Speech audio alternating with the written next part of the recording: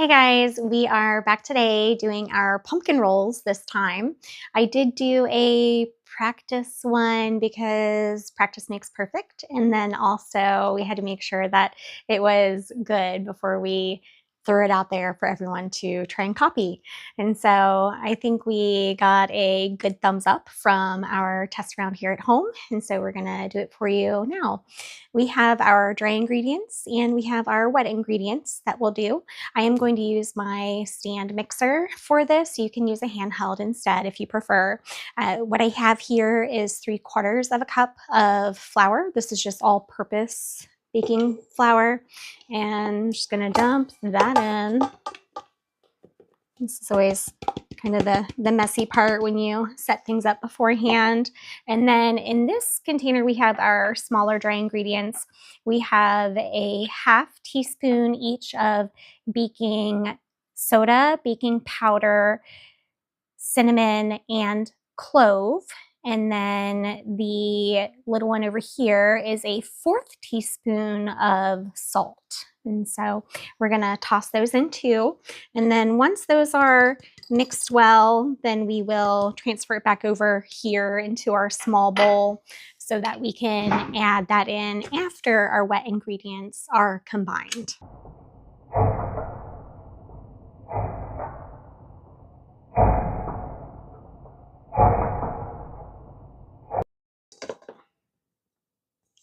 So those are our dry ingredients, and then I'll use the same bowl for the wet ingredients here in just a minute. I also have a fork, and if you don't have a mixer available, you can just use a fork and mix those. It works just as well. It's just a little bit more on your hand. I do this afterward just to make sure that it's fully mixed, and then we're gonna set this other bowl aside since we don't need that any longer.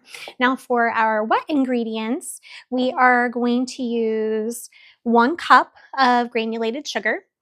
And so we're just gonna pour that into the same bowl. And it doesn't matter that there's a little bit of the dry stuff left in there from before because the dry stuff is going to be mixed in just a minute anyway. We also have 3 large eggs. And we can see one of our eggs is a little larger than the others. I think this one is one of our farm fresh eggs, and that's okay. If nothing else, it'll just make it a little bit more of a richer cake, being that yolk is bigger. And then this is 2/3 of our pumpkin puree. This is from the video that we did the other day. If you want to see that, you can find that on our page too. Now, in that other video, I said it would take 2 cups worth of this per roll, and I was wrong. And so it is 2/3 of a cup. And so based on that math, we had 26 cups altogether that evening from our pumpkin that we made.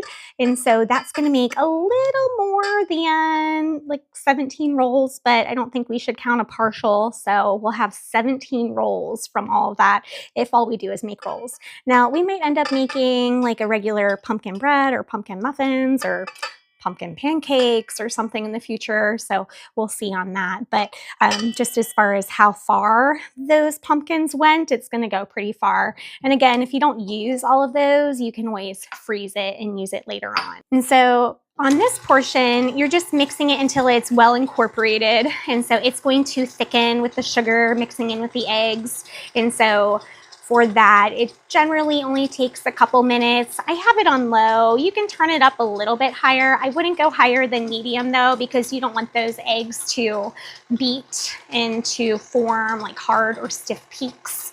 And so this is just going to mix it together well. So now we're going to incorporate our dry ingredients into our wet ingredients and mix those. I do typically recommend to only mix partial amounts of this at a time and not the full amount, especially when you're using machine, whether it's something like this or a handheld mixer. If you dump all of your dry ingredients in at one time, it's just gonna puff up and get everywhere for one, and then two, it kind of clumps a little bit more when you do it that way. So kind of do half of it to start and then the other half after it's mixed.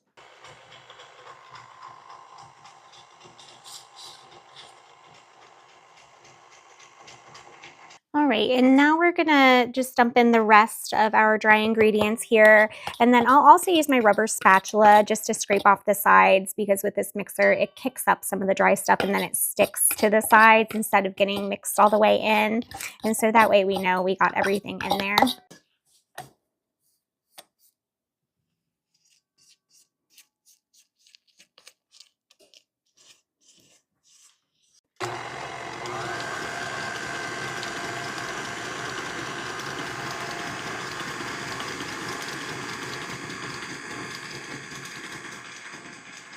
Now that that is all mixed together, we're going to take our batter, which really should look like a cake batter now. You can see it's nice and smooth and there aren't any big clumps. I would say pretty similar to like a box cake, but this is going to be so much better because it was our homemade pumpkin puree. And we even did the homemade pumpkin spice seasoning. So that was the cinnamon with the clove and then those other things that were part of our dry ingredients. If you prefer to use pumpkin pie spice, you can do that as a different shortcut. And so now we're just going to take this batter and we're going to pour it on our baking sheet. This is a jelly roll pan. This one here is a 10 by 15, but it's basically your big cookie sheet with your lifted side.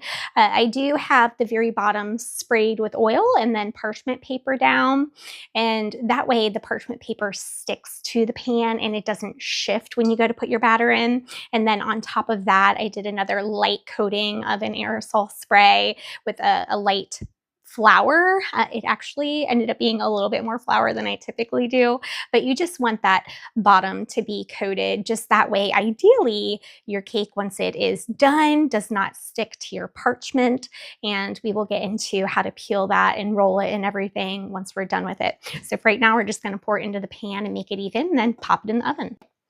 So now that it's all in here, we can see that it's kind of like just in a lump. So I just do a little shake and tilt. We want this to spread evenly throughout this. It is not going to go end to end. So I'm just trying to keep as much of it on the parchment as possible just to minimize overflow.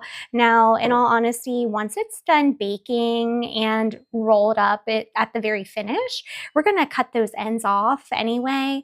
And we can talk about that a little later, but the reason we do so is because those ends are going to have a little bit of a curl to them, just the way that they bake. It all just is part of this process. But then those are the pieces that you can have as your little tester to see if it was good or not.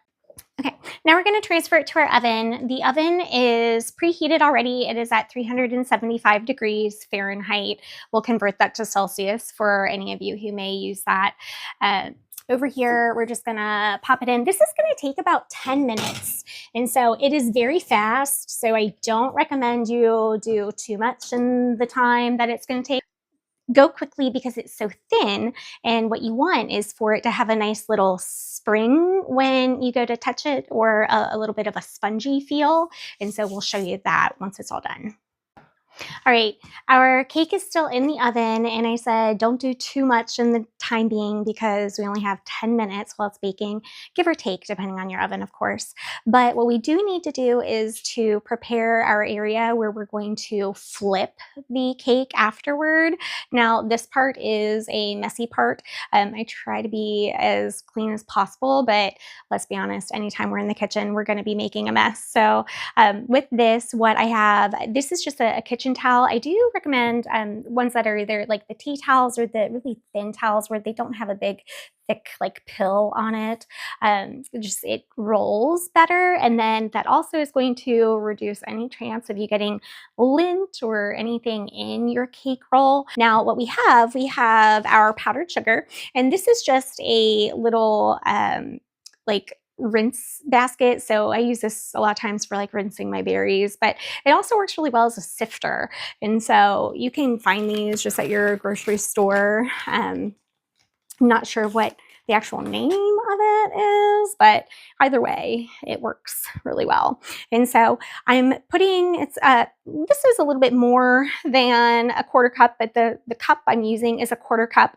And so I'm gonna toss that in, and you want this to be well coated. The reason we want this to be well coated, I'm just shaking and kind of hitting against my hand just so that we have a nice coverage. I'm going to go all over this, and so I'll probably need to get a little bit more of that powdered sugar, and I also go a bit over the edge. Now this towel is bigger than what our cake pan is, which is good, but the reason we're doing the powder is so that the cake doesn't stick to the towel. And then what we're going to try to do is to flip it, and we'll see what happens. I'm sure I'll be covered in powdered sugar, and like I said, it's not a clean process, but the end that you get is really worth it.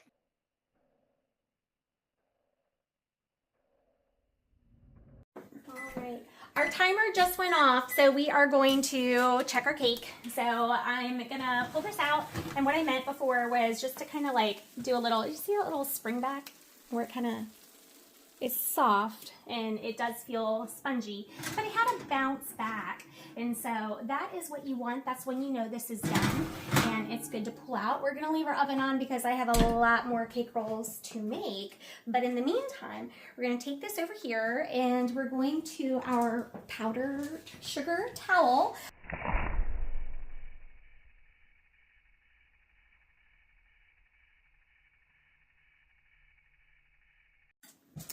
All right, so we have our pan off of there. I feel like it didn't make as big of a mess as what I was used to having from before. Ty does feel otherwise. He was like, that made a big mess. So we'll see how it looks once the video is done. It is on me, you can see, and I think he made it in the clear. I did use just a regular like butter knife, just to lift the edge of the cake pan so that I could pull it off, just because it did come out of the oven and it is very hot. So what we're gonna do here, and again, the cake is hot, so you wanna work quickly, but you wanna also be careful. I'm gonna roll this corner over and kind of fold it against this edge. I kind of have it. And so you want this to be rolled pretty tightly. And so I'm just trying to keep even pressure and rolling here. We're gonna roll toward the other edge. It is rolling on itself. It's really not that hot just because we do have that towel as a barrier. But once we have this nice and rolled, we're going to transfer it to our cooling rack, which is over to the side. And this has to cool completely before we try to unroll it and fill it. And so I'm placing this seam side down just so that it stays together. I do feel like this takes at least an hour to cool completely, maybe even an hour and a half. But ideally, we want this to be completely cooled before we place our filling in it so that then we can re-roll it. That's going to minimize the risk of it breaking or cracking.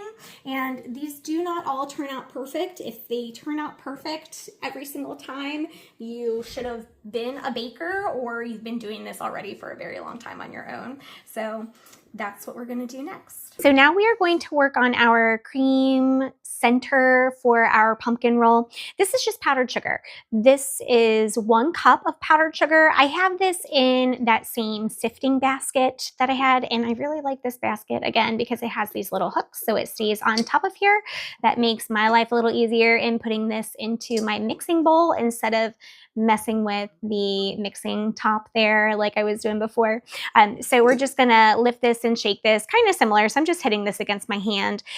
We're going to do this until the full cup has been sifted. This is just to get all those big clumps out of it. That way it mixes better with the cream cheese. And then we also have butter over here. Now both the cream cheese and the butter are softened. Room temperature is fine. Now these are pretty soft, and even on the butter we'll see, you can probably tell just by looking at it, but this is just like a little press and it's smushy. So that is going to blend really well to where we're not going to have big chunks. I did get a little impatient last year at one point, and my butter wasn't all the way soft and my cream cheese wasn't all the way soft. And so there were more like bites of butter and clumps of cream cheese instead of being one uniform mix. So I definitely recommend to make sure that both are softened really well when you go to mix this. Just that way you have a better center for your pumpkin roll. Now that's all in there and sifted through. We are going to save this for later. So once our pumpkin roll is filled and after it's cooled, we'll use that as our decorative toss of powdered sugar on top of it. Now we're going to put in our softened cream cheese. This is a whole block. I use the regular cream cheese. I guess if you wanted, you could use like reduced fat. I've never done that, so I can't really speak to how that turns out. But if that's something that you are really worried about, then I would assume you wouldn't be making a pumpkin roll. And this is our butter. Now this is 6 tablespoons of butter, so I just went ahead and cut away the 2 that we don't need to use. We're just gonna knock that in there. And then the last bit of this is the vanilla. So we're using vanilla extract, and this is going to be 1 teaspoon. And so it doesn't take much, and I definitely recommend using the regular vanilla extract and not using the imitation. But if imitation is what you have, you can absolutely use that instead. And so now we're going to put this back on the mixer and mix it up until it's a nice smooth consistency. So we'll clip that for you and show you what it looks like at the end. Okay, so this is all mixed. It's nice and kind of creamy now. And so we can see this is kind of the consistency that you're looking for. So there are no clumps. It's nice and smooth. And we still have time for our pumpkin roll to finish cooling. So we're going to let that finish cooling while this sits here. And that way it's easy to spread on the pumpkin roll once we are ready to do so. And so we will catch up on that bit once our roll is finished cooling. So we are back. Our roll is finally cooled. It's at least cool to the touch, so hopefully it's cool in the center. At this point, it has been about an hour and a half, so we should be good on this being good to be unrolled, to be re-rolled. So this is our filling that we're gonna use. I just transferred it to this bowl. Now, on this part, you want to unroll carefully, and from my last one, I will say that the towel does want to try to stick. Now, keep in mind we are unrolling from the parchment paper. Don't press on it. I'm not. Okay. You have to be gentle because otherwise it will break. And again, if it breaks, it will eat the same. It just isn't going to look as pretty. And we ideally want a pretty roll. We want this to look like a Swiss roll. If you think about like those little Debbie cakes or things like that, only in our case, this is not a chocolate and cream. This is a pumpkin and cream. Okay, so we have this, see, nice curl here. So we're gonna fill this with our cream filling, and we're going to carefully peel back this parchment. And this is what I was talking about earlier, where the edges don't cook completely evenly. So that's not a big deal. And as we fill it, we'll talk a little bit more about that because our ends are gonna end up being cut off anyway. It still is gonna taste good, but that's because the cream doesn't really go all the way through. So we'll set that to the side, get our cream. And what I usually do is just kind of like start here in the middle, but you want to make sure to get nice in this curl right here just to minimize any air gaps. So kind of spread it out, and you want to be kind of as close to the edge as possible. You don't want it to go over. And as we roll this back up, we will see that this is all going to kind of like shift that way, and that's okay too. But this way we kind of try to have a nice even amount of cream throughout. And when we're done, this should be enough cream to be about the same thickness as the cake. If you want more cream, like if you like extra cream in yours, you can always double your recipe or do 1.5 times your recipe for the cream filling. That way you get the amount that you want. I know I like a lot of cream in the center of mine. I debated on doing extra last time, but once it was done, done, I saw it was the same amount as what the cake thickness was, and I thought it ended up being perfect. So here we have that all laid out. It's pretty even. Now we are just rolling this back. Now, when I did this before, I kind of used the towel just to kind of help me, just so that your fingers don't get super sticky, but it's okay if they do. And again, we want this to roll up nice and tight. So we're gonna try to follow that same rolling that we had done before, and that is going to maintain that rolled appearance of our cake once it's done. You might be able to see from the side how all that cream filling is kind of pushing toward that edge, and that is why it wasn't as important to get it all the way to that far edge. And again, because we're gonna cut off that far edge as is, and once we're here, I'm going to try to pull this one up a bit more, and that way it's pressed together. And we're gonna transfer this to the saran wrap now. And still trying to be careful because it still is on this towel a little bit, and we don't want anything to pull, break, or separate. So again, it's a process, but it is worth it in the end. Taking this saran wrap and I'm pushing against that end so that we can kind of try to tuck it. And then I usually get another piece of saran wrap just to make sure it's nice and tight. And then also we cover our ends that way too. That way it doesn't get dried out. You lay it in the fridge. Ideally, you want this part to be down. That way, once it settles, it maintains its shape, and it should look a little bit like that. All right, here is our chilled pumpkin roll. And so I just pulled it out of the fridge. It was in there for about 2 hours. And again, it really only needs to stay in there for 1. And that's just so that you can eat it right away if you choose. We are going to have this tomorrow for Thanksgiving, but at least I'm going to unroll it and cut the ends, and we'll take it in this dish just that way. If there happens to be any leftover tomorrow, they can keep it and I don't lose a pan. You can see over here, there's a little bit of where the cream isn't all the way to the edge, and this will give it a nice clean cut. So let's see what this side looks like. And then this is the part where I was saying, like, once you have this section cut off, then that's just your little bonus snack, and that's your little taster to see how it is. And look, so this I feel like looks perfect. That side, not so much. That side, yes. And so hopefully everything looks really good there, and we're gonna do the same thing on this side. And so again, it looks really good. It's nice and even all the way through. And again, if you want more of that filling, if you're more of a filling type person, then all you have to do is change that recipe and either do like 1.5 times the amounts that we did, or double, you know, it's whatever you prefer. So now for the dusting. So we have our fun little duster or sifter again, and powdered sugar. And again, we're just tapping.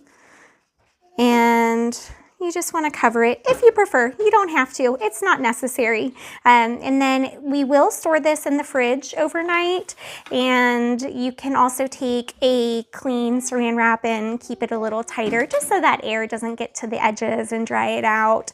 And that will keep it as moist and good as possible. But I'm sure these will be wonderful tomorrow, and I hope my family likes them. All right. So I hope you enjoyed that, and we'll see you next time.